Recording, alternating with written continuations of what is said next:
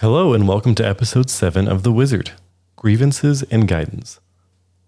Last time, Aribhin Foundling's God-born siblings began to depart from Crossroad, returning to their various tasks and continuing to seek their true purposes.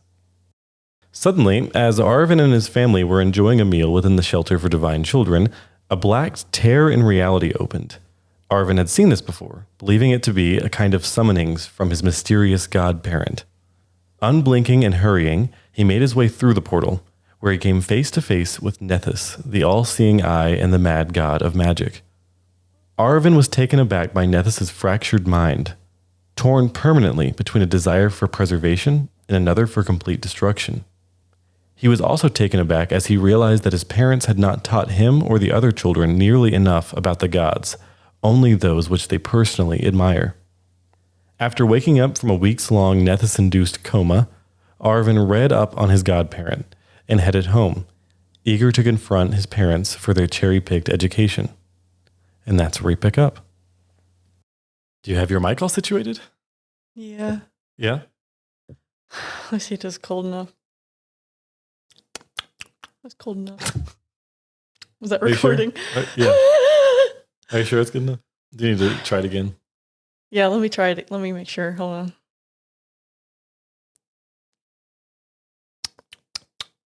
I think that's pretty good. All right. Tired, woozy, and still feeling quite ill. You make your way home from the Continental Library here in Crossroad. And did I say what time it was roughly last time? I don't think it was too late. Okay. I don't It's like feel late well. afternoon or evening or something, or Yeah. like early evening. Yeah. You probably hire another carriage to get back just because, again, you feel so terrible. The carriage pulls up outside the shelter for divine children here, and you do see movement within the shelter. Okay. I have a couple more things I need to ponder before I go in. I need to. Okay. So I'm pondering on this situation a little bit. And I know Gazra is like fairly neutral. Did they teach us about like other fairly neutral?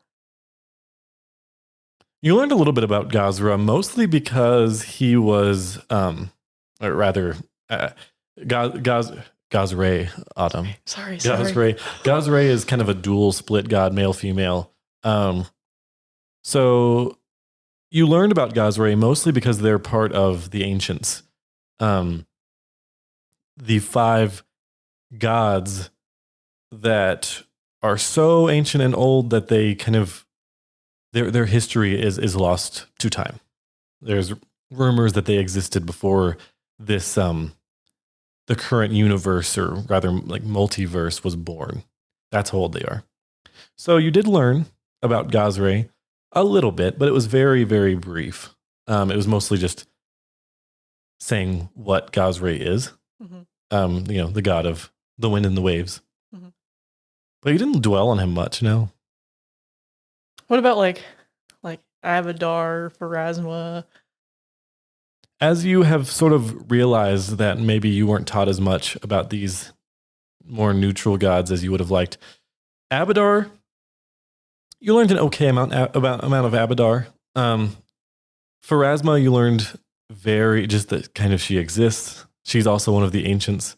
You realize that the knowledge that you have on Abadar and these neutral gods pale. The knowledge that you have pales in comparison to the knowledge that you have of more typically good gods, such as Iomade, Saren Ray, Desna.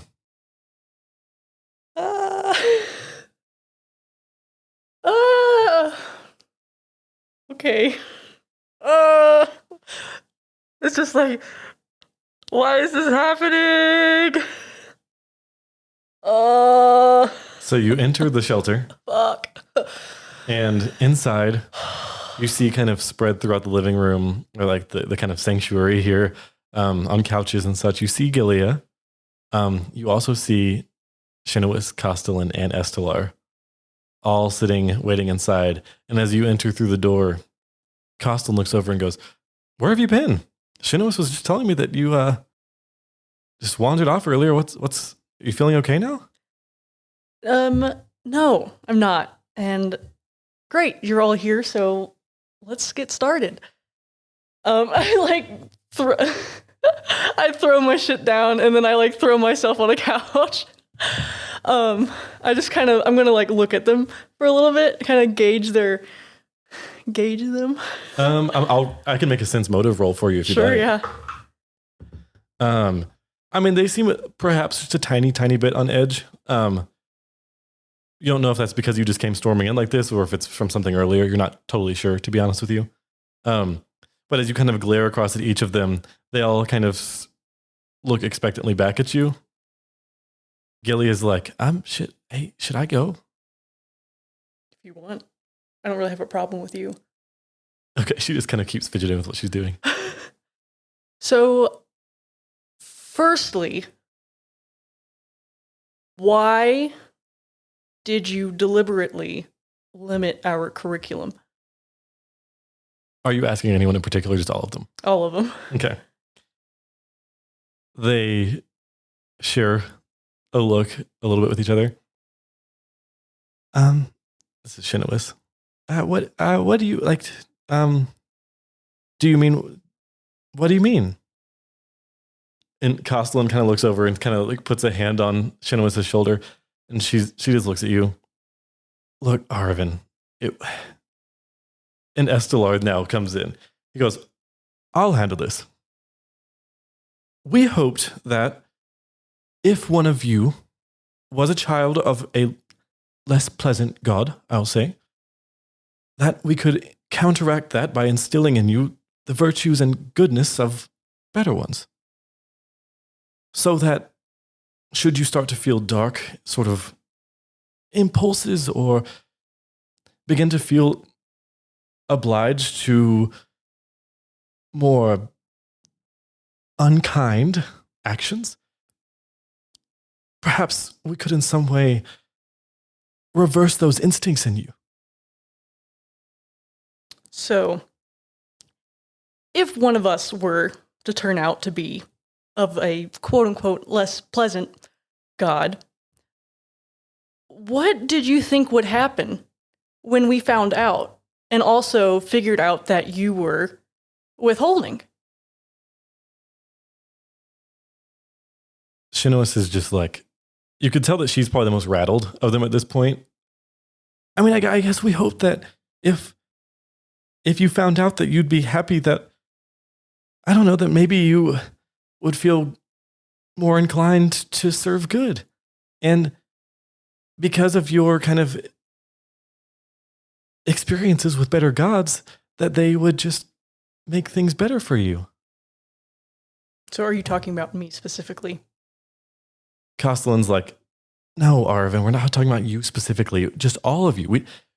When you all came around, you know, first Amira, then Kabash, Theo, you, Gilia, you were all tiny. You were all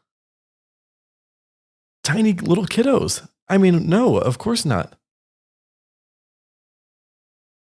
Then Estela goes, of course, as you got older, we worried that perhaps you were of a... And he kind of like looks to the other two for help in terms of phrasing this nicely. A less inspiring god, perhaps. But it's not as though we altered our words just for your sake. No, of course not.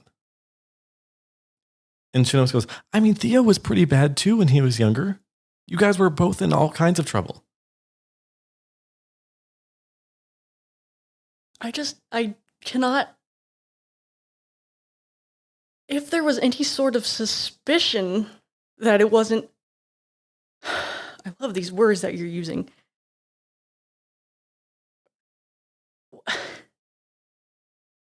Do you realize how wholly unprepared you have left me? And Estella just goes, well, all right, Aribhin, what should we have done to prepare you better for this? Besides, we don't even know what has happened. The last thing we know is You entered into a black portal, then popped back out. We are still all in the dark in terms of where you were. We don't even know where you're coming from at the moment. Listen, I've overheard you discussing potential evil gods that you thought I might be of. Thanks a lot, by the way. I've seen you give each other certain looks, so I know you have suspicions. Is it any further than that? Do you have, like, confident suspicions? Castellan's like, we never said that you were a kid of an evil god. And then Shinos was like, no, we never had any more concrete suspicions. No, it was just, there are a lot of gods out there. We didn't know what was going on. Sometimes we might see certain behaviors by you and associate those behaviors with certain other gods. Right. Okay. You had hopes that I was not of certain gods, but you had suspicions that I might have been. Castellan's like, what did you overhear? Why are the specifics important? They're important because we never said that you were I don't know about you two. And she looks to Shinowis and Estelar. She's like, I never spoke a suspicion out loud that you would be of an evil god because I hoped to all the gods above that you wouldn't be. Yes, I have heard you voice that you hoped I wouldn't be. I can't tell if you're lying to me right now, or if you're just getting hung up on the specific words that I'm using. Estelar just goes, he just looks to Castellan and shows, he's like, let's not get hung up on this.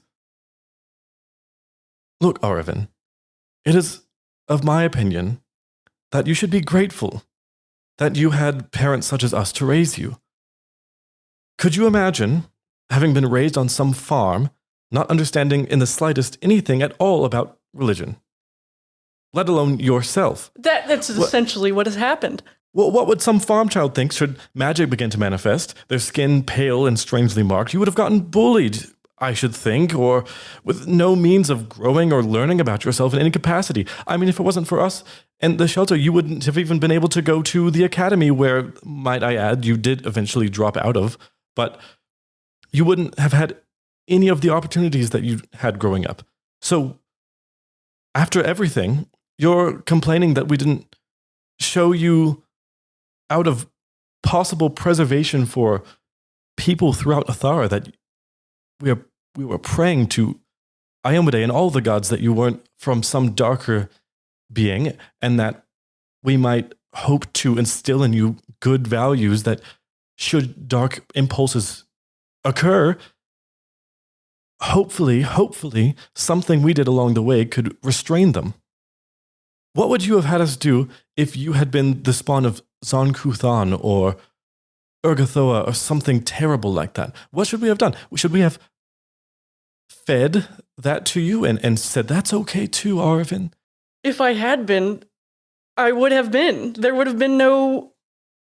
But perhaps growing up in a place like this with siblings and going to services at the Beacon or enjoying family time or hearing about all of the good virtues of all of these other gods, that perhaps it could have stopped you from being worse. Okay. And Castellan just stops. She goes, Aribhin, what happened? You have picked and chosen what to tell me throughout the years. Why should I tell you? You have your judgment, so why should I give you any more reason to judge me? Shinowis is like, Aribhin, we're not trying to judge you, okay? It's not a matter of judging you. It's a matter of, look, Aribhin. What would you have done? What if I had been of an evil god? What would you have done? Shinowis is just like, I don't know, Aribhin. All of you kids we're put here for some reason, and I don't think with a single one of you yet we even know why. How do you even know we're here for a reason? That's quite presumptuous. Estelar says, Aribhin, do you think gods act lightly? How do you know? I'm the only one, correct me if I'm wrong, I'm the only one in this room who has spoken to a god. You see them share a look here. Like, oh shit. Like he saw something big on the other side of that door. Shinawis kind of just tries to get back to the point that she was making and just says, it is a... Castellan, she's a worshiper of Erastil. Estelar of Iomade. I, worship a lot of them. I don't think that a god would go through the trouble of putting a child here for just any old, just for a lark. Especially not an evil god. If there's a child of an evil god here, their actions, their youth, the ways that they're nurtured could impact the lives of thousands or more. It's just not it does not feel good.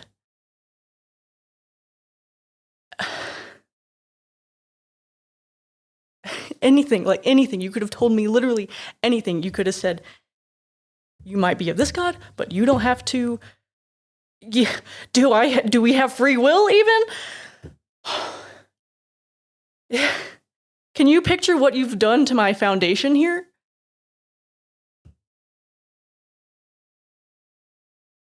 Estelar says, look, Aribhin, every child has things that they wish that their parents did different. What would you have us do now? It has passed. It is of my opinion that, sure, perhaps we didn't do everything right, but damn if we did not try our hardest.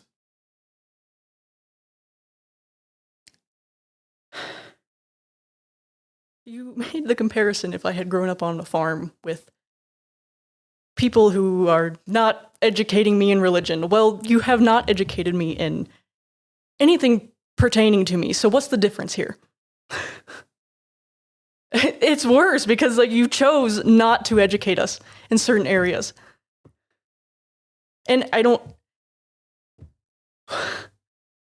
so much of your own opinion and your own values factored into this. Why did you get to choose who to teach us about? And who all did you suspect? I want to know too if it was deliberate, the withholding, or was it naive? Shinawis just says, Aribhin, I promise there wasn't any. There for a little while, we thought that you might be the child of Callistria because you were up to so much nonsense when you were a kid and were just always in for thrills and getting yourself in trouble. So maybe there was a little bit of deliberate withholding there just because and you're an elf. Anyhow. And Shinawis just looks at you and goes I'm sorry. I'm sorry. Any other suspicions? Castellan kind of looks to the other two before looking back at you, and she's like, I mean, you're kind of a strange kid.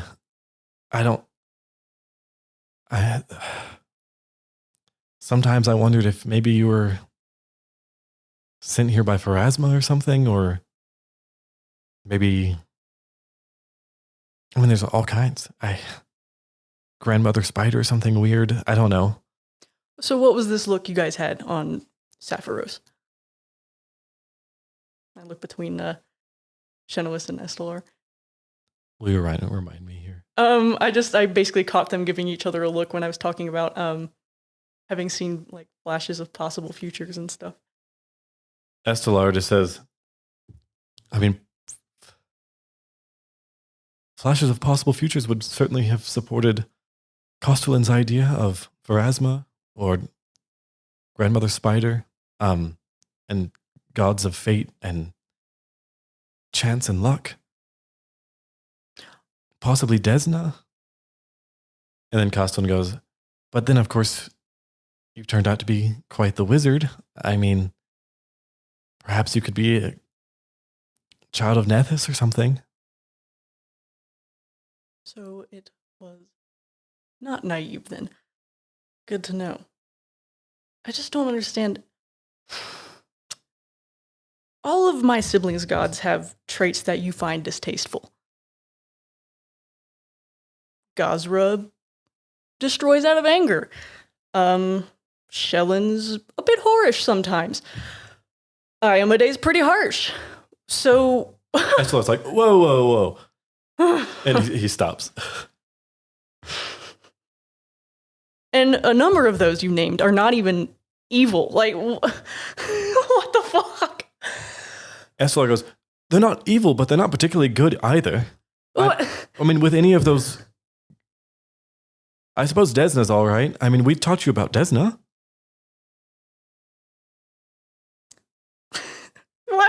Why do you get to have so many opinions on the gods? What? What the fuck? What has caused you to deem which one's worthy of teaching us about? I just don't understand. You see, Estelar turn to Shinowis and Costellan and just says, this isn't going anywhere. Do you not understand at all where I'm coming from here? Costellan's like, I understand why you're mad. Because, like, hope as you may have hoped, we are who we are. Like, there would be no changing it. Costellan, she's always been the most blunt of the three, probably. And she just goes, all right, so we fucked up.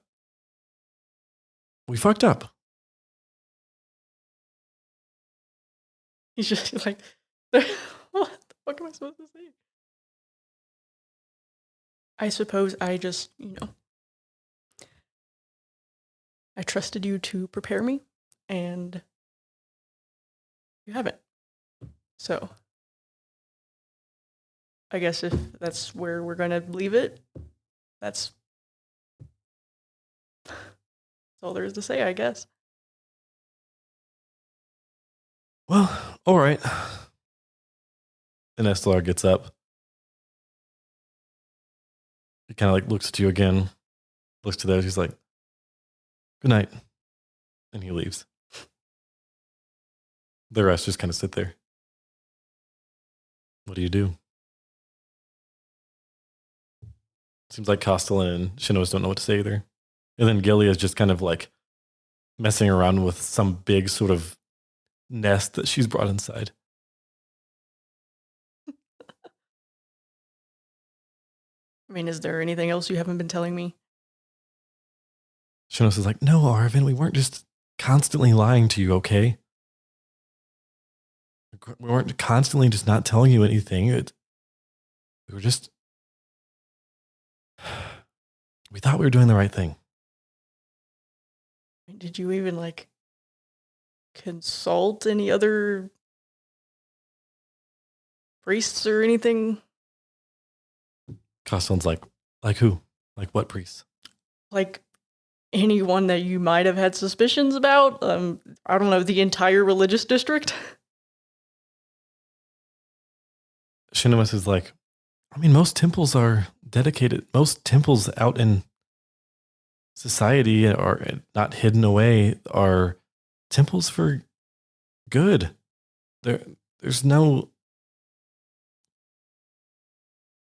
Rarely do you see a big temple to Pharasma or anyone, like those you have to go hunting for. I mean, Yeah, we did consult the temple district. We took you to the temple district all the time when you were a kid. We consulted them all the time. The beacon where Iomade is, and temples to Desna and Sarenrae and Shellen, and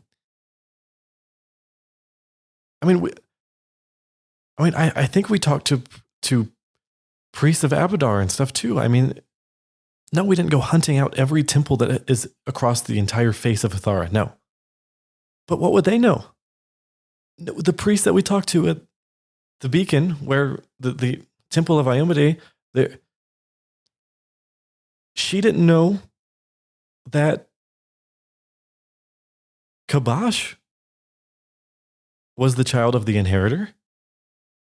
The priest of the temple of Shellen didn't know that Theo was Shellen's child. No one knew. Even big time priests, like, what would the difference have been?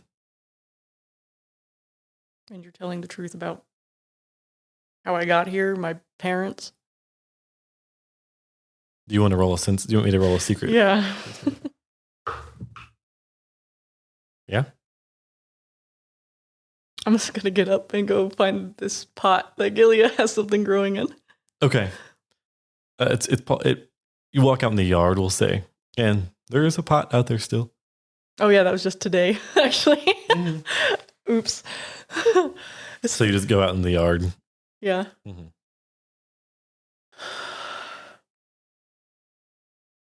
You're kind of out looking at the pot, which is kind of next to the pond out there, and you hear light footsteps behind you, and coming out the door behind you into the yard is Shinois.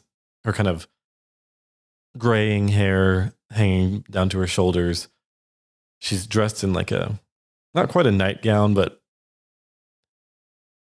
relaxing nighttime clothes, I'll say. And comes up to you, kind of looking up at you from her gnomish height. You can see kind of tears glittering in her eyes from the moonlight. And she goes, "Look, I'm sorry. I'm sorry. I really am. You know, I never had any kids of my own, my actual own kids. And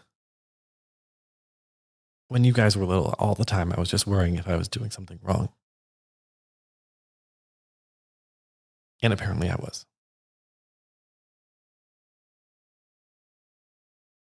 But now I don't really know what to do. I feel like I don't know." And she just like reaches out and tries to take your hand. Do you let her? Yeah. She takes it. She's just like, "I'm really sorry." It's really hard for me to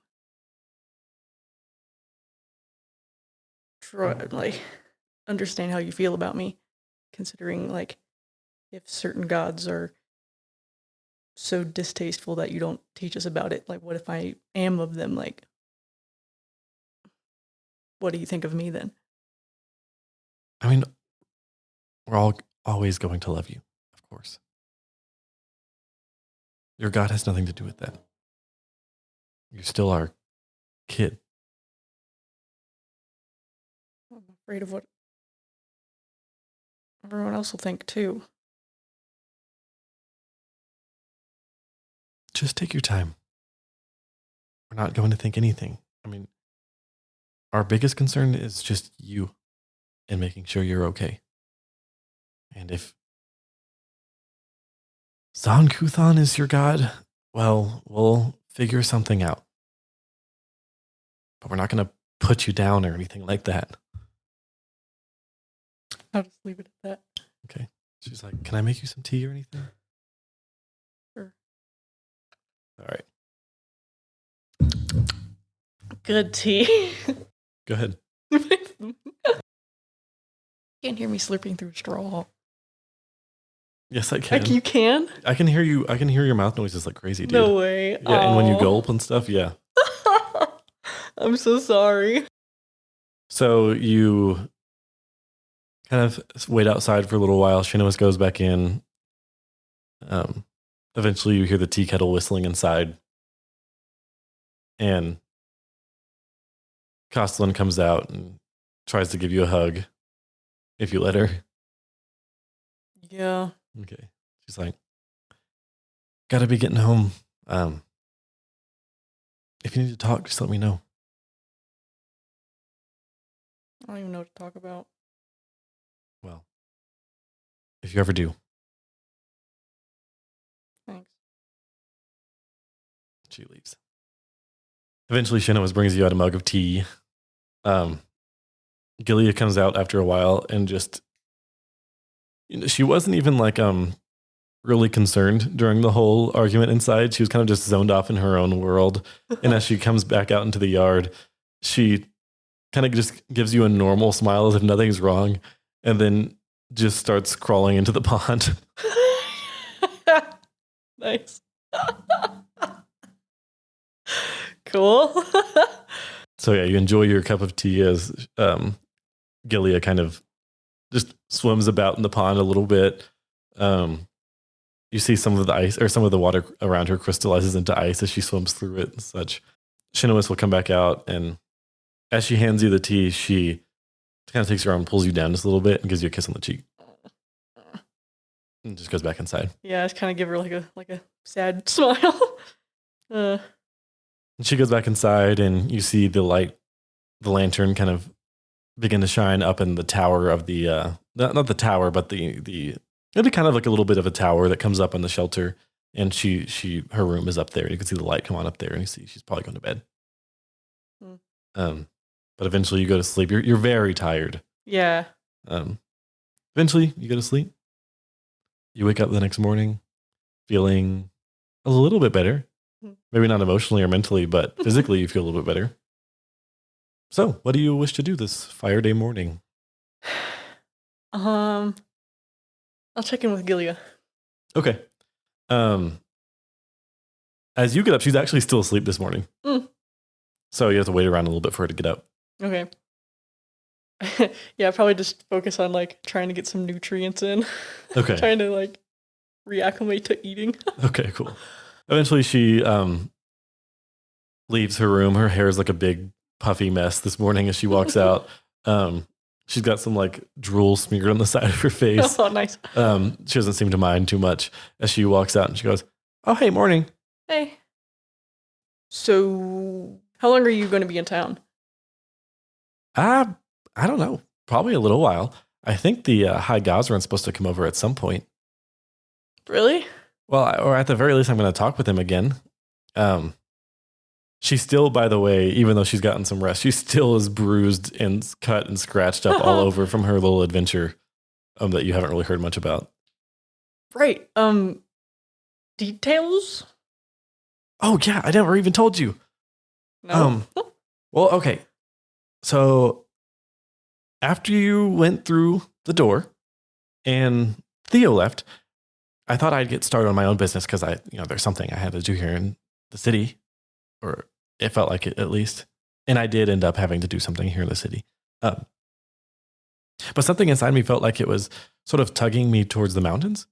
And I wound up at the Weathered Belfry. Make a religion check. Actually, I'll say more of do a society check.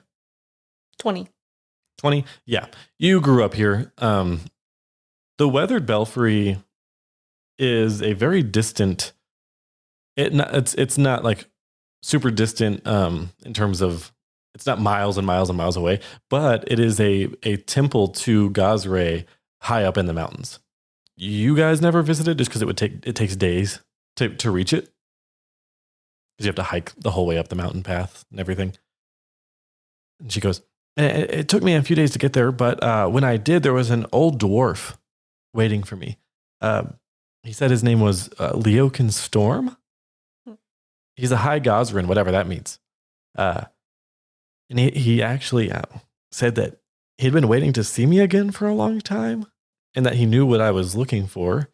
And since I was alone, he said he'd help me get it. So we ended up traveling together. pretty deep into the Welcoming Woods.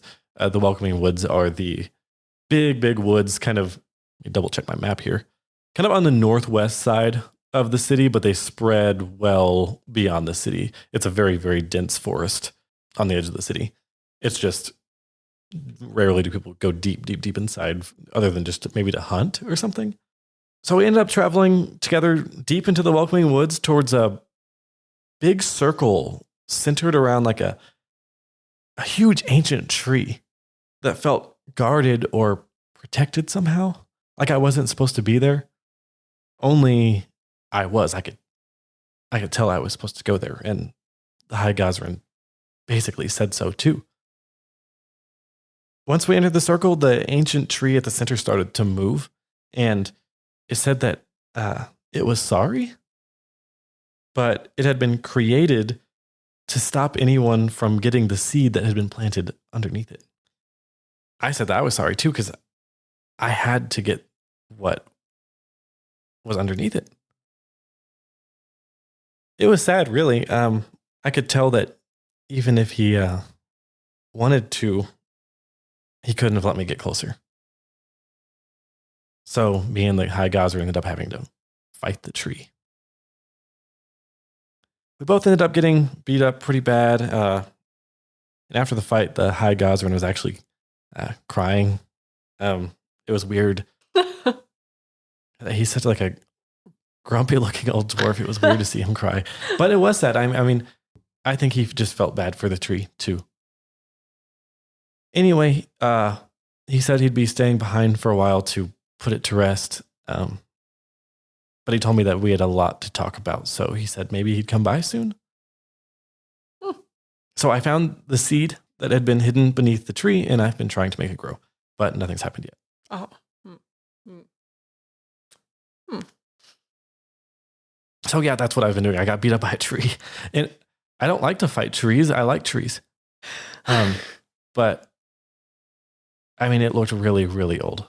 Like it had been protecting that thing. I'm not a tree expert, I guess. I'm not an arborist, but it was a very old tree, like maybe thousands of years old. And it's dead now? Yeah. Unfortunately, I had to kill it. Well. She's like, yeah, well, I guess. I mean, I just had to. I had to. Yeah. But anyway, he said that the High God, I'd never seen him before, ever. In my whole life, I'd never seen him. And he said that he's been waiting a long time to see me. So I don't see me again. Not just see me, but see me again. So that's kind of weird. Yeah. Did he give you a timeline on when he'll... I mean, all he said was he was going to put the tree to rest, but it was an old tree. So I don't know how long it takes to put a tree to rest. I just thought it was dead already. But I guess there's something more going on there. I don't know. My birth parents would probably know what he's doing, but I don't. Right. And you recall that Gilead was born in a kind of druidic tribe east of the city Wildwell to the northwest. And so she comes from druids herself, but is not a druid. Mm-hmm. And does she know her parents? Yeah. Okay, right. Cool. So anyway, if you're hanging around at the shelter, I mean, maybe he'll come by at some point and you can meet him. I know that Shinna wants to meet him. Yeah, I mean, yes, I do as well. Okay. I'm going to go. Okay. And I hope I don't miss him. But I'm going to go now. Well, I'll just stall. Okay. If you really want to meet him, I'll just keep him here forever. And I can talk about animals and trees. I can talk about whatever for however long. Right. Okay. Right. Okay. Well, I'm going to go educate myself some more. So, okay. Have fun. Thanks. And you see her kind of run a little gnome hand through her hair, and as she does, a leaf that you hadn't seen there before falls out of her hair. Great. Bye. All right. So you head out. Do you go back to the library, or are you stopping to see Kathos? What you doing? No, I would like to. If I haven't already exhausted all the resources on Nethys, I would like to go back to the library. Okay. We'll just say do another religion check with a +2 for like having resources at your disposal. You have rewrite fates if you wish. I know. You got 3 of them, dude. Fine, I'll use one. Well, oh wait, no, it's a +10 also, so I guess I will use one. Okay. Something in you unsurprisingly feels like this is important, and you double down. You're kind of your brain is a little all over the place because of the argument last night. You're a little emotionally drained, but something in you plows through it. And go ahead and tell me that total roll if you don't mind. Okay. It's not much better. Even with Mythic and the +2? Oh, okay, wait. No, I don't think it'll be much better. 20, that's 20, 16 plus 9 is 25, right? Yeah. 25, 6, 7. Okay, so 29. Okay, that's pretty good. Yeah. Again, this isn't like deeply obscure information. So the DC isn't, crazy high here. However, you learn some more information that you didn't get yesterday. This is a bit more in depth here. You learn that for a kind of strange deity, he's actually quite approachable by other deities. He kind of, other deities do not feel, they might stay away from him a little bit because he's so kind of unpredictable and his behavior is so erratic, but he's not one that like a ton of gods just stay away from. Like he's fairly approachable, strangely, but generally he remains kind of neutral in conflicts between the gods and mostly only ever gets involved with creatures or gods that require or have questions about the use of magic or need kind of resources or help with magic, that kind of thing. So just a little bit on like his relationships and such. Let me see if there's anything else I can give you there. I'll say, leaping off of that a little bit, because he's kind of generally kind of approachable. He doesn't have particularly like strong alliances or ties to other gods. But that said, he's not that opposed to many gods either. He doesn't have like hard allies, but he also doesn't have hard enemies, if that makes sense. You also find out that entire temples dedicated to Nethys are very rare. Usually the only places that he's worshipped are just in kind of small shrines or altars. And usually those are built inside libraries or schools or like wizards studies where those wizards kind of casually, pay homage or lightly casually worship Nethys, if that makes sense. However, I'll say importantly in your research, or eye-catchingly in your research, you find out that Nethys dwells within the realm of the Maelstrom. Specifically, a place called Akanefti. Wait. What? So the plane that he lives in is called the Maelstrom. And in the Maelstrom, he lives in a place called Akanefti. Okay. I'll say that's what you get for today. Okay. If that's cool. And then if you want to end up doing more research into the Maelstrom or anything like that, feel free. But I'll say that's what you get with some research today. Okay. Because you are having to like do some digging here, and references to Nethys are kind of a little obscure and everything, but it's not the hardest thing ever to find. But it takes you a while to just like filter through books and kind of find nuggets. One more thing. Another thing you learn, one thing that kind of is a big like click moment in your brain, is that one of the main introductory sources to magic at Dragon Mountain Academy is simply called the Book of Magic. You learn that this Book of Magic, which is it's not introductory in the sense that it's like 101. It's introductory in the sense of like if like when you get your syllabus to go to Dragon Mountain Academy, it's like this is like the number one book to get. Called the Book of Magic, simply. The Book of Magic is the primary religious text of Nethys. Oh, shit. So you have read through without even realizing what is, again, the primary text of his worshippers. Fuck. I Is it like a thing where everyone has to get their own copy? Or do you share or what? It's like recommended reading. It is strongly recommended that you yourself get a copy of the Book of Magic. So somewhere probably buried in all your stuff is the Book of Magic. Okay. Shit. But I mean, you have a ton of books probably in your spacious pouch. You probably have maybe dozens or maybe hundreds. Well, nice thing about that is I don't have to search through them. Exactly. I'm going to get him to autograph it. The Book of Magic signed by Nethys himself. Yeah. That's hilarious. I thought of some specifics too I wanted to learn about. Okay, cool. But I don't know if yeah, so the all-seeing eye, what does that entail? Yeah, so we'll say, if it's okay, can we just move? We'll just say that you're taking a couple days here. Is that okay? Sure. Yeah. Sure. Yeah.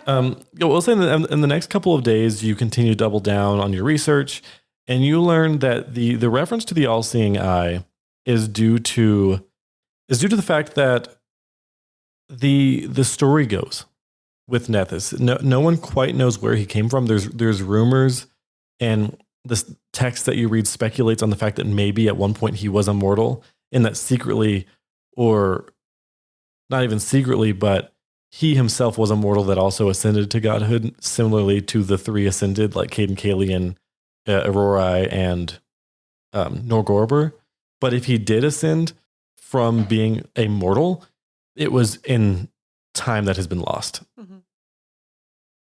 The reference to the all-seeing eye is due to the common story that he was a master of magic, and he wanted to essentially understand all of existence in the sense of, I want to see everything there is to see and learn everything there is to learn and know everything there is to know. And in doing so, that is when his mind was shattered due to the just onslaught of everything that his mind suddenly comprehended. It just broke. So the story goes that he has seen everything. Mm-hmm. He does know everything, all secrets. There are no secrets to him. He knows all. And that's where the name the all-seeing eye comes in. Does it like specify like, so he just knows everything that's going on at any given time? Does he see the future? What is it? It doesn't. I mean, there are no texts that give specific insight into Nethys' mind, mm-hmm. So you don't know. You don't know if he could be seeing you right now. Mm-hmm. Like, you don't know if he's omniscient in the sense that he sees everything that is going on all at the same time, mm-hmm. or if it's more, should he desire to know that thing, he can find a way to know it. Mm. You're not sure. Huh. It's probably a little creepy. Yeah. I know he's been watching me to some extent. Mm-hmm. Yeah, so like with like all of the gods, are they like omniscient? Like, are they? No, you don't. As far as you know, and I won't even make you roll a religion check for this. As far as you know, gods are not omniscient, omnipresent beings. They're just they are beings of the highest power. Mm-hmm. But they're not. They themselves still are an individual. They're not ethereal floating things that are at every corner of the known universe, multiverse, whatever. They're just like living on their planes and stuff. Yeah, living on their planes, but gods can travel to other planes. They just now I'll say make a religion check. Okay. 19. Okay. I mean, they can travel to other planes. Like Nethys could probably travel to heaven if he wanted, or to hell, or any of the other ones, really. But they're just, something nags you that you don't know what it is. But for some reason, they can't come here. Yeah. They can't visit the universe or really anywhere in the inner sphere. Wasn't it some sort of pact with the... There's like history. Like I know the history of this. Yeah, but with the 19, you didn't recall it. Okay. But like, so part of like the mystery of my and my siblings' existence too is like, how did the gods like influence that?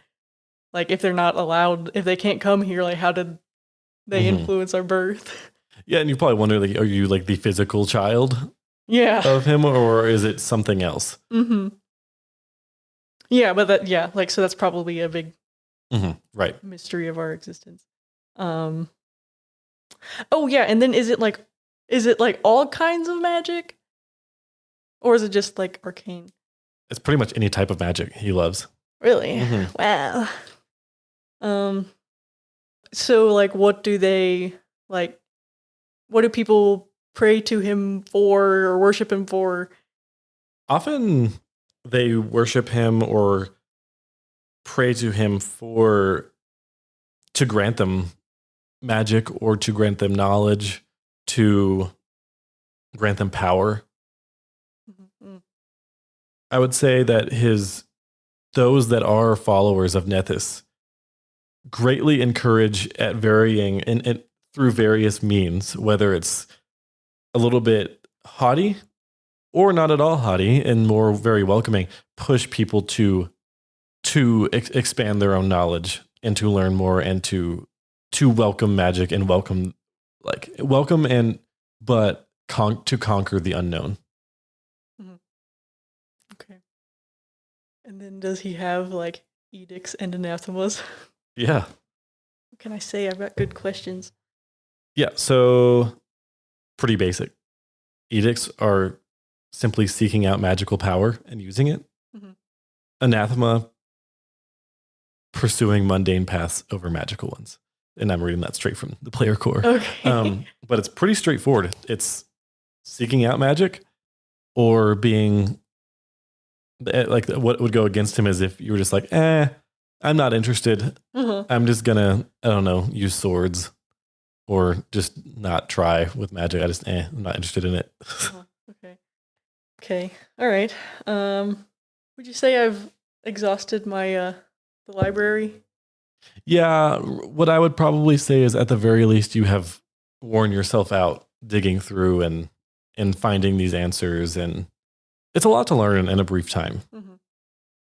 But yeah, like maybe you get the sense that maybe if like you dug a little harder, there'd be other things here, but it would probably take you a while. And I'll say that this is what you kind of spend the next couple of days doing, just going back to the Continental Library and finding these answers. Yeah. Cool. Yeah, and then like in between, I do a lot of like journaling and just general pondering, and reflecting over and over and over again on my time with him. Probably like dream it again and again and again. I feel like the first few days that I'm like researching, I just like I'm still in the I don't understand mind space. And then just like kind of marrying this information I'm getting with the fact that that's mine, my God. So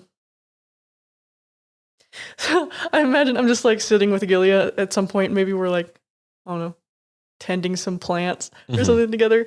I'll just ask her, how much of us do you think is independent from our gods, and how much do you think is influenced?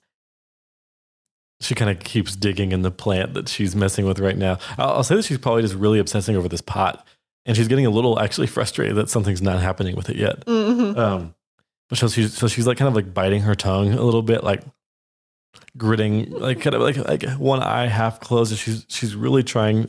You're not even sure what she's trying to do here. She's just like focusing on it. And she stops and she looks at you. I don't know. I don't really think about it very often. Really? I've been thinking about it a lot lately.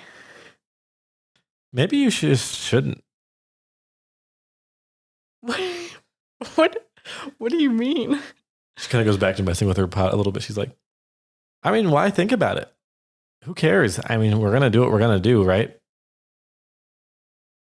What? Yeah, but in what capacity? Like, You know,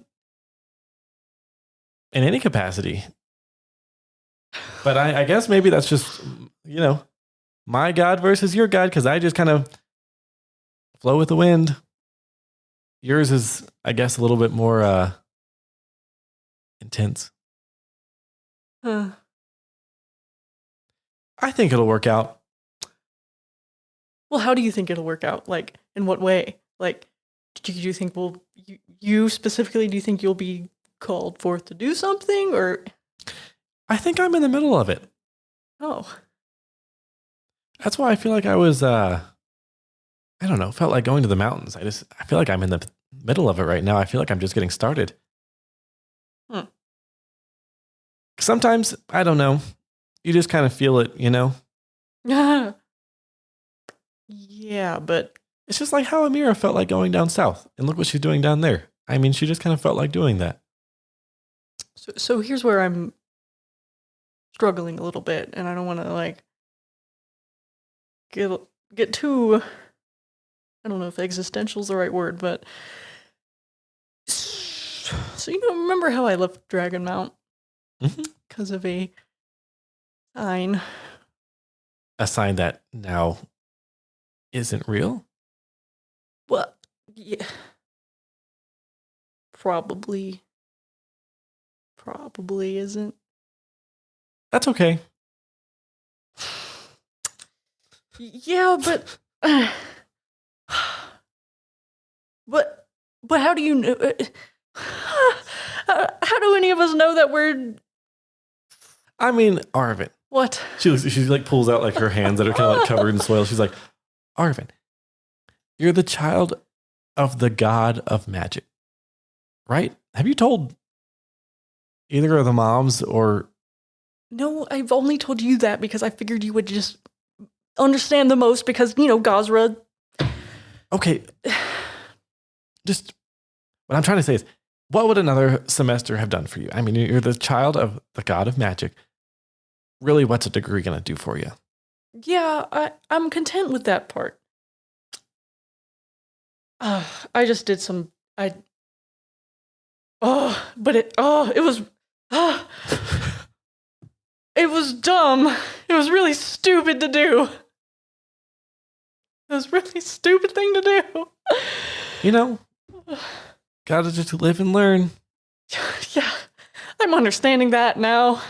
And she just puts like a dirty hand on your shoulder that you can instinctually, you have like a nice shirt on. Mm-hmm. She gets it all soily and dirty. Mm-hmm. And she's just like, just take a deep breath, bro.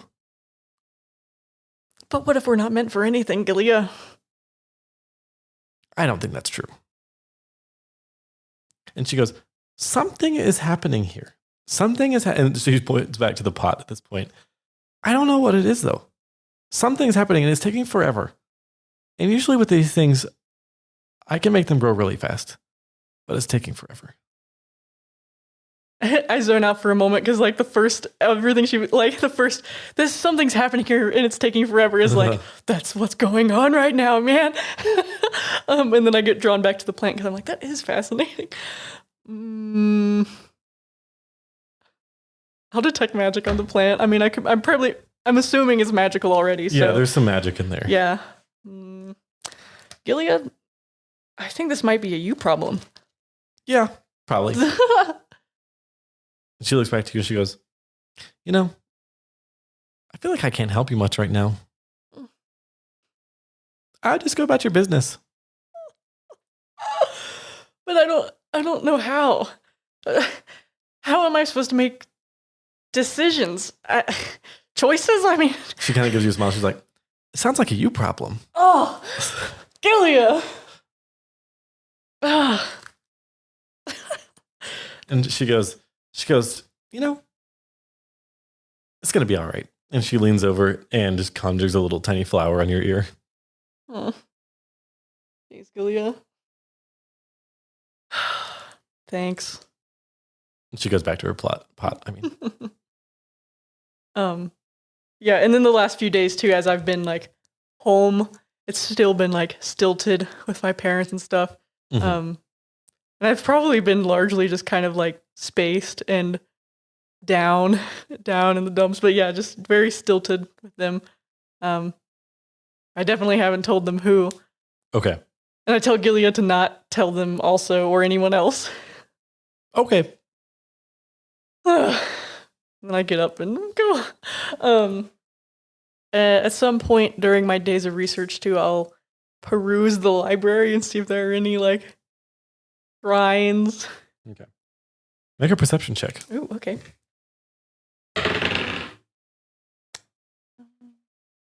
26. 26. Yeah, so you take we'll say on the final day of your research, you kind of take a walk around and just kind of look in all the different kind of corners. This Continental Library is huge. Mhm. It's got like it's kind of in the shape of a big square. But in the center of that square, there's a big courtyard with a big fountain and everything where people will go out and read. There's kind of a little natural stream that goes through it a little bit and actually runs underneath the Continental Library, but Wow. pops up during the courtyard's actually kind of like a little bit of like it's very like shaded and filled with trees and such. It's very idyllic. But yeah, you actually, after about an hour of looking, that's huge. Mhm. There's a corner of the library that you have never once been in because it's so dusty and old. And when you've kind of asked librarians and stuff, they basically call that the forgotten corner, essentially, where it's a very, very obscure or out of date information. In this corner, your eyes catch a kind of strange pile, haphazardly constructed at some point out of wood and clay. And you see kind of cobwebby and dusty, a split mask of clay has been stuck to the wall and painted half blue-white and half black and red. With the 26, you just faintly notice there are some places on this tiny little altar. You notice faint remnants of fingerprints and marks on the floor where the rare worshiper has knelt here in front of this altar. Whoa. Yeah, so I kind of stand there for a little bit, and I'm feeling very confused and conflicted, as I have been for the last few days. Partially because of his words, where it's like I'm not even entirely confident I was like made for any good reason. Mm-hmm. And then also partially because my parents, like I don't know what they would like. There's a part of me inside that feels like I'm doing something wrong somehow, like Yeah. by being this God's child. So, yeah, I'll dust it off a little bit. Okay. But I also wonder if he would even care. So, and then I have a bit of mixture of like fulfillment and relief and stuff, like knowing who it is Mm-hmm. and standing there and like, and also fear. Yeah. I ponder what's to come. And I also ponder how the fuck I'm supposed to make decisions. Right. And then I go. Okay. We'll say this is about like that's like the wrap of your third kind of consecutive day of research here. Yeah. What do you do the next day, if anything? The next day, I'm going to go to the Temple District. Okay. And I'm not confident I'll find anything, but I want to go just to look, just to Okay. see. Do you want to like just do a gather information? Sure. Roll yeah. roll diplomacy for me. Okay. Oops. But I don't want to be like talking. I don't want to tell people what I'm looking for. I just want So to try you to just see want to it. see it. I wanna try to So roll find- perception then. Yeah. Okay. Should I keep that roll? Sure. Yeah. Okay. Well, it wasn't great, so I'll re-roll if you want me to. 17. 17. You don't as you spend a few hours. The Temple District's pretty large, Mhm. and just for fun, I'll kind of walk you through Yeah. what we've got here in the Temple District. The most prominent temples here in the Temple District are the Sun Touch Temple, which is headed by Dawn Mother May Fervilla, who you remember from your childhood. You remember like most of the priests that I'll mention here, you remember. And you were kind of exposed to as a kid, and they would probably remember you. And this is the temple to Saren Ray, who is she's probably the most widely worshipped god in all of Athara. There's also a temple called the Beacon, which is the temple to Iomade, the inheritor. There's a temple called the Rosebud. That is the temple to Shellen, aka the Eternal Rose, who is the mother of Theo. A temple called the Night's Round, which is a temple to Desna, the Song of Spheres. Another temple called the Haven. This is on the outskirts of the temple district, nestled within the woods. This is the temple to Erastil, the old Deadeye. And finally, the biggest one, the other large temple in the temple district is the farthest from the city, though it still falls within the district. It's kind of buried into the Hook Mountains a little bit. And it has a whole arena in it, a whole fighting arena. It's called the Honing Grounds. And this is the temple to Gorum, our Lord in Iron, who's kind of the god of combat and such. There are a few other small temples in the temple district, but those are the big ones. You don't find anything. Okay. I will ask some people, but I'll ask it of more neutral gods. Ask some people of... If there is one around here. To more neutral gods, you said? Yeah. Yeah, so make a diplomacy check. So there's something there. No! 15? You ask around, you kind of in your distracted state kind of just ask someone passing by, not realizing that they're an acolyte of Iomade, and they kind of just look at you a little strangely and say, I don't know, sorry. And continue on. Fuck. How dare you flip me off? So you eventually head home. Yeah. And as you do, you hear voices coming from inside. Okay. One begins to sound a bit familiar, not a family member. And as you enter, oh, well, here he is. And you look over and you see Kathos Mylonir sitting at the table having tea with Shinois. And she's like, see, I told you he'd be back soon. And Kathos looks over and goes, you haven't come and seen me. You come to see me. I have. Could we talk for a moment? Sure. And he turns to Shinois and goes, I'm very sorry, it's confidential. No, we're going to come outside. No, he was getting up to go outside. Oh, he wasn't saying get out of here. Okay, I was like, what the fuck? He was saying sorry that he has to exclude her. Okay. So he walks outside with you. He's wearing his kind of normal work outfit, which is, he has made it as elegant and kind of fancy looking as he possibly can, but it's still kind of his work outfit for Sunwalker Enterprise. And he goes, well, you sure like keeping me waiting, don't you? It's fun. So I've gotten word. By the way, what happened to you? I'd talk about it over dinner, maybe. But it is a lot to talk about. So he laughs. He laughs at that. And as he laughs, you can see. Before, I think I said he has sharp teeth. What I meant was he has like his canines and stuff are a little bit sharper. He doesn't have completely rows of sharp teeth or anything here.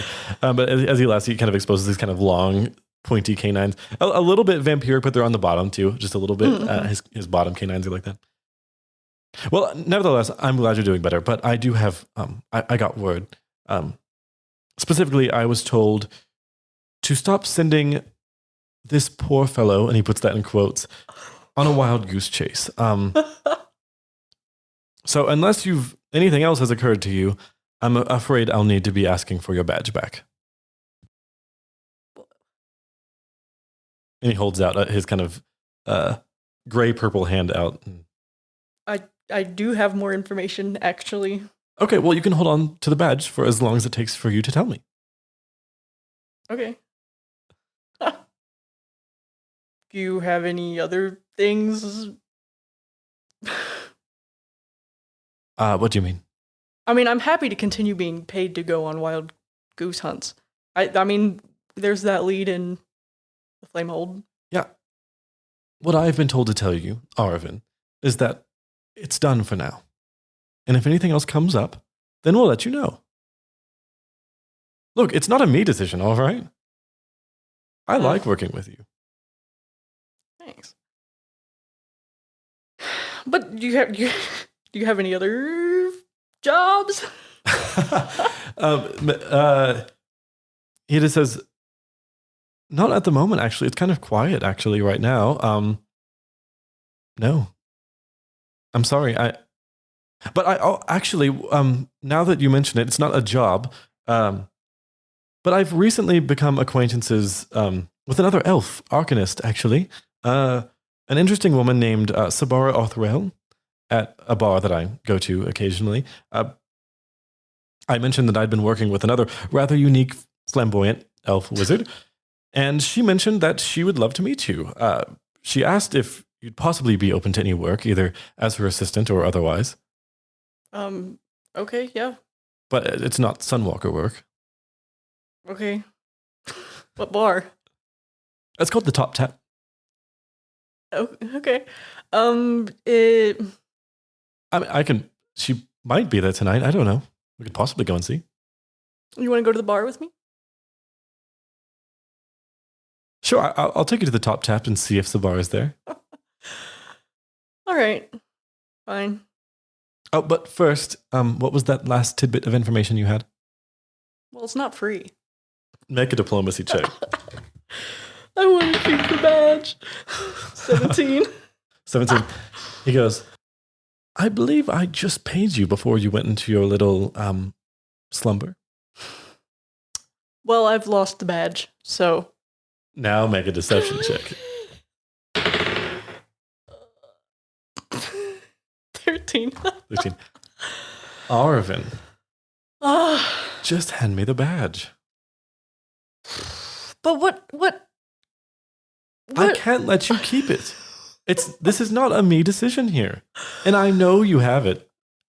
This is so typical. Hiring contractors, using them when you want them, taking away all their benefits when you don't need them. Look, I'll buy you a glass of wine. Just give me it back. And the Top Tap is fancy. It's going to be good wine. Fine. All right. It was my last thread of direction in life, I guess. Doesn't matter. Hey, perhaps Sabara will have something for you. I can go be someone's assistant. Great. And he goes ahead and flags down a carriage and pays for the carriage to take you all the way up. Oh, we're going now. Okay, cool. To the Overlook Plaza. On the way, he asks once again, what is the last little bit of information? Something about... How do you pronounce it? I tell him... Sadus. A sadist. No, just Sadus. Sadist. Mm-hmm. Sadist. I sound so southern when I say Sadus. Sadist. But yeah, I tell him about that. Okay. He kind of notes that. He jots it down in a little bit of a notebook he has and says, good to know, and waves his hand once again for the badge. I slap it in his hand. All right, you turn over the Sunwalker badge. Sunwalker, the symbol of the Sunwalker Enterprise being a kind of like long-fingered hand grasping a kind of, it's not quite like a globe. It's not like a sphere. It's kind of like rough around the edges, maybe a bit ethereal, maybe just kind of a symbol of some kind of magical light, perhaps. But that's the symbol of the Enterprise. You hand him the badge. He goes, thank you. And leads you eventually to the Top Tap, which again is up on the plaza. And what the Overlook Plaza is it's kind of like a raised kind of stone walls that jut out into the lake. And I'm sure there's some sort of name for it that I can't think of it right now, like a wharf almost, or like huge stone piers that are dozens of feet high that stretch out. And these are constructed to be able to dock airships along sides, as well as ships down on the lake. But the Overlook Plaza is actually on top of those piers, and they're very wide, and there are bridges that connect them here and there. Leads you to the Top Tap, which is on the highest floor of a commercial building. It's reached by an elevator-like platform operated by a pulley system. So you kind of step onto a platform, and it's raised up. And on the very top level, looking out towards the mountains, the lake, and the city, is the Top Tap.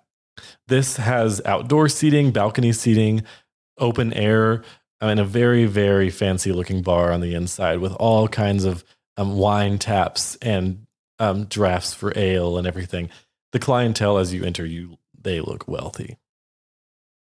Nice. He looks around. I'm afraid I'm not seeing Sabara right now. I can. Well, even so, I told you I'd buy you a glass. So you have a glass of wine with Kathos. He tries to order for you.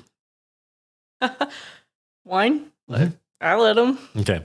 So he orders a glass of wine for you. Actually, kind of consults the list for a moment, sees all the notes and everything, and orders one that he thinks you'll like. And sure enough, it's very good. You really like it. Ooh, wow. But you do see the prices. Like it's like at least in the teens of gold pieces for a glass of wine. Holy shit. Whatever, not my money. I don't care. So you kind of share a glass or have a glass of wine. You don't share it, but you have a glass of wine. He goes, well, Sabara is not here tonight. She usually is in by now. I can just let her know that you're interested in meeting her. Okay. What does that timeline look like? Soon I can send her, I can send a courier tonight and let you know what she says tomorrow. Okay. Well, I've had a long day of work. I'd like to be getting home. You want me to walk you home? Make a diplomacy check. 28. Are you serious? Yeah. I had 28 in my head. Yes! He goes, well, it's a short walk, but all right.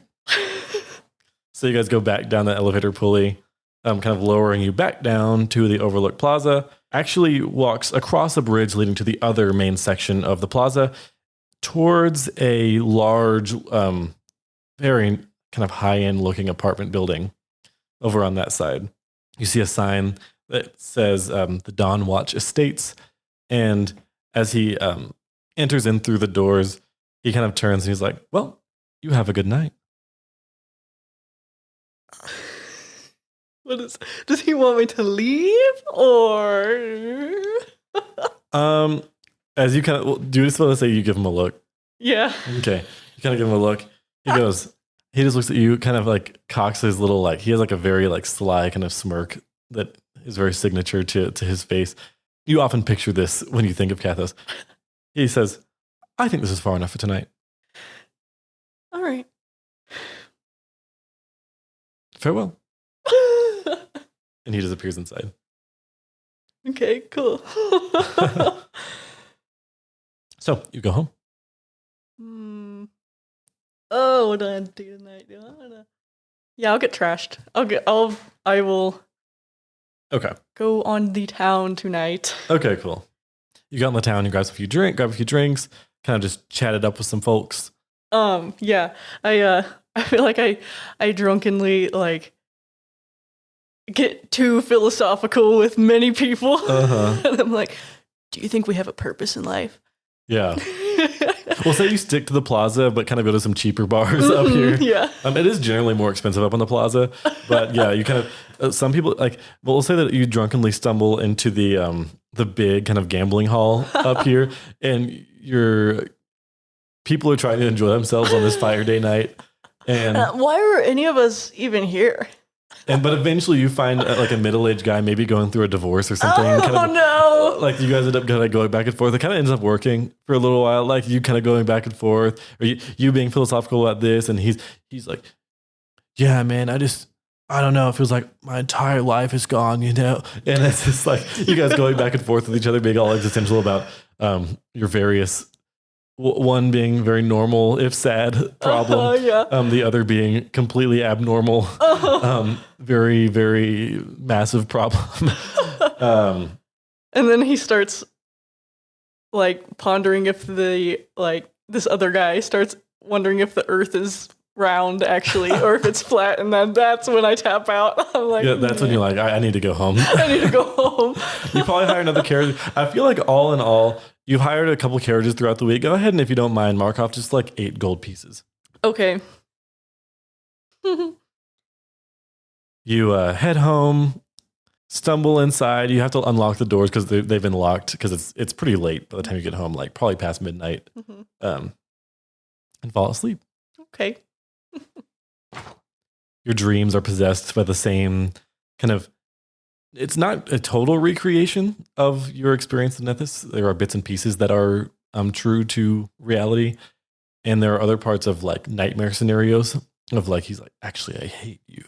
You're no son of mine. Just like suddenly he talks like the worst version of Estelar coming out of Nethys' mouth. And then another time, very nurturing, very like, you're doing so good. Everything is going to make sense. Various degrees of that throughout the week. This time, it's kind of just a drunken haze version. You actually kind of have a dream that you're getting existential with Nethys. Yeah. Up on that rock above that city in the maelstrom. You wake up late into the night. Sun's not up yet. It's still nighttime, so you've probably only been asleep for a few hours. You hear something out in the shelter. Some sort of rummaging around. And if Shinowis is up, it's very strange. Mm-hmm. I will take a peek. Okay. You get up, still a little bit drunk. So you're kind of not quite falling down, but shuffling woozily over to your bedroom door. As you open it, you notice that Kabash's door is open. And as you kind of look at that, you're not sure how much time passes, but then you hear the creak of Gilea's door too. She has also woken up. And she pokes out. She goes, "What's going on? Is that you?" Does it sound like it's coming from Kabash's room? There's not much sound happening anymore. Oh. But whatever sound happened could very well have come from Kabash's room. Yeah. Something might be in there. She starts to walk over towards it. Do you go? Yeah, I'm gonna get my book and wand. Okay. First. Okay. As you go and fetch your stuff, head back out. Gilly is already there and poking her head in, and you see her face is just like, to describe it, because you can't see my face, just kind of slack-jawed, eyes like narrowed, confused or puzzled or ever so slightly worried. Mm-hmm. And as you walk over, are you trying to be like particularly stealthy or anything? I'll be like a little stealthy. Okay. Go ahead and roll a stealth check. Mm-hmm. 28. Your bare feet kind of feel cold on the stone floor of the shelter. As you peek into the room, kind of shuffling up beside Gilead, but kind of still tucking a little bit behind the corner, you see a tall, golden and orange figure, unlike anything you've seen before. Under a strange metallic golden vest are white feathers, which fade at the end of its bird-like legs and arms.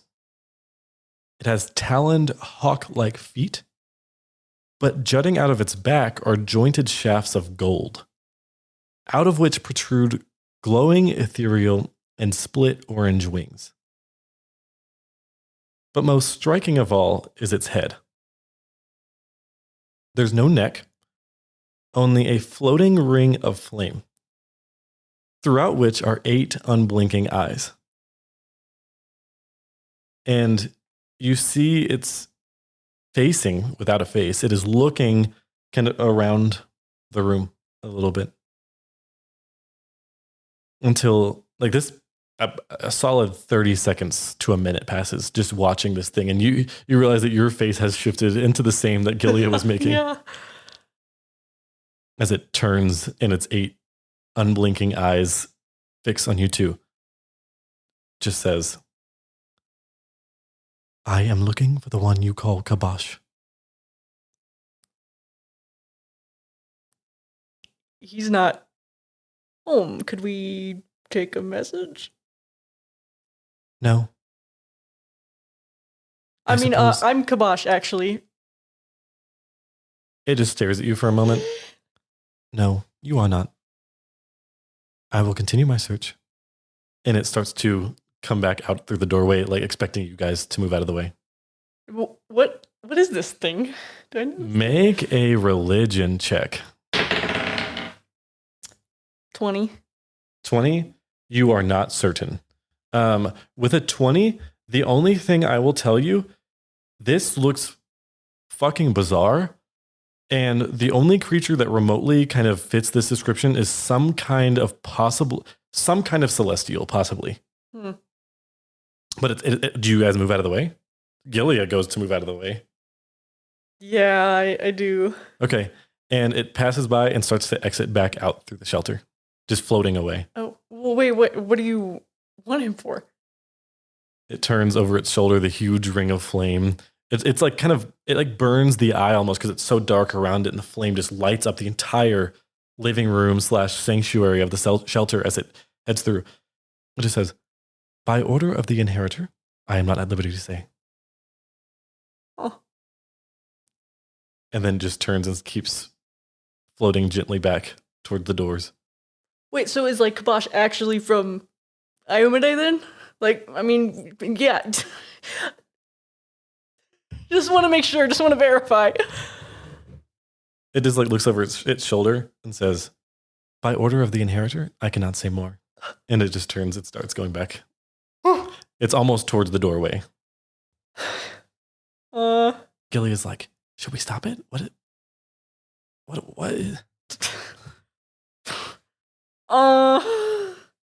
Okay. I don't know. I think I just let it go, I guess. Right. Yeah. It goes out through the door, which the door has been opened.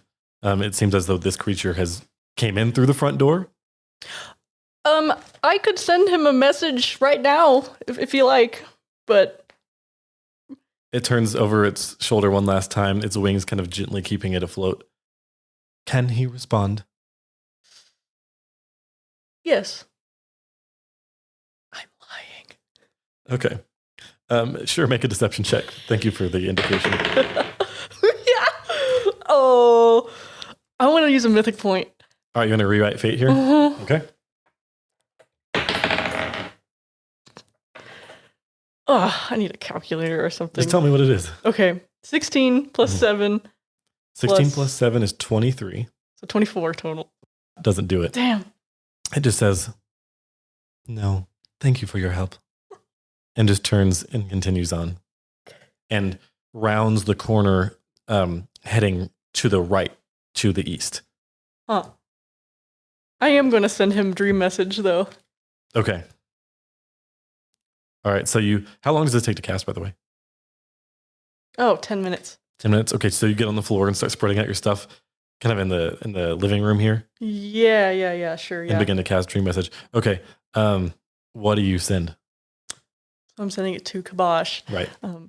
So there's this creature that just was in your room, and then I did give a description of it. Right. It said he's looking for you by order of the inheritor. So I don't know much about this guy. Uh-huh. Look out. Okay, it lands. Okay. So as you do that, Gilly's like, that was weird. Yeah. I mean, should we go after him? That creature? Yeah, I don't know. Where's it going? Well, it's looking for Gabosh. Oh, well. She's like, Well, let's go after him. Yeah. like, follow him? Yeah. For how long? Um, Like, should I grab my bag? yeah, okay, sure. Let's go. You want to follow it? Yeah. Okay, okay. And she goes into her room and she's like ceased being kind of quiet and starts like, you hear her like putting a bunch of stuff in the bag. Are you doing the same thing? Are you starting to pack up? Yeah. Okay. She goes, she kind of calls out of her room. She's like, should we leave a note for mom?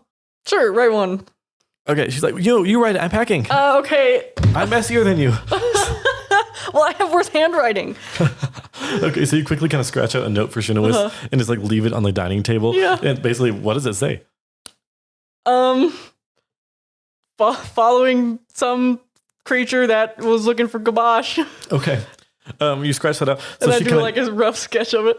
Okay. As this happened, Gilead kind of runs out with her bag and she runs out to the yard real quick and grabs her pot And she's like, okay, I'm ready. I mean, hopefully it's not too far. Yeah.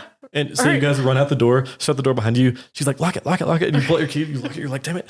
But you can see off in the sky, you can see the glowing ring of fire off to the east. In the sky? It's floating, like flying above the city right now. Yeah. It's It's not horribly far away, but it is up in the sky. She's like, I mean, should we call after? Should we tell it we're following it? Or should we just follow it? Let's It's just moving. follow it. Okay, it's moving kind of fast. How are we going to follow it when it's flying? And this is as you guys are running. She's like, what are we doing? I don't know, and it's fine. All right, okay. And so as you guys begin to follow this strange, orange, glowing, golden creature flying off to the east, you don't call out for it, right? You're just following it. Yeah. You begin to follow it, leading you east and to the north. Okay. You guys eventually, this is like wee hours of the morning, and you're still, again, a little woozy.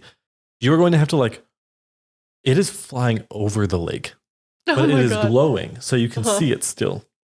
You begin to kind of hurry, haul ass east and north, eventually kind of like rounding the lake shore.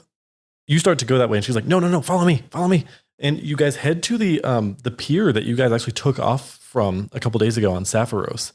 And she goes, okay. And she goes ahead and channels her elemental gate here. You see bits of rock and twigs and sand and ice and water flowing around her. And she goes, okay, follow me. And she goes ahead and uses her stepping stones earth impulse, where as she sticks out her hands, discs of rock fly out into the lake, making a perfect path. Kind of, you have to take long steps and maybe jump a little bit to get to them. And you see now she is making, she darts forward and is making an active path across the entire lake. There are only a few boats out here on the lake surface right now. And the creature is a little bit distant, but you can see it clearly in the night sky. Yeah. She's just doing this across the entire lake. And so you are literally running on stepping stones that as she casts new ones, the other ones kind of disappear behind her as this thing grows ever more distant, slowly but surely a little bit more distant. But you guys are following along, and it is heading almost, I'm going to point to the map to you. Okay. It crosses the lake here and begins to kind of just make its way east. But that's all you really know as the morning comes. And you guys are slowly but surely following this creature as it flies across the sky to the east. And that's where we'll pick up next time. Oh my God. This is ridiculous.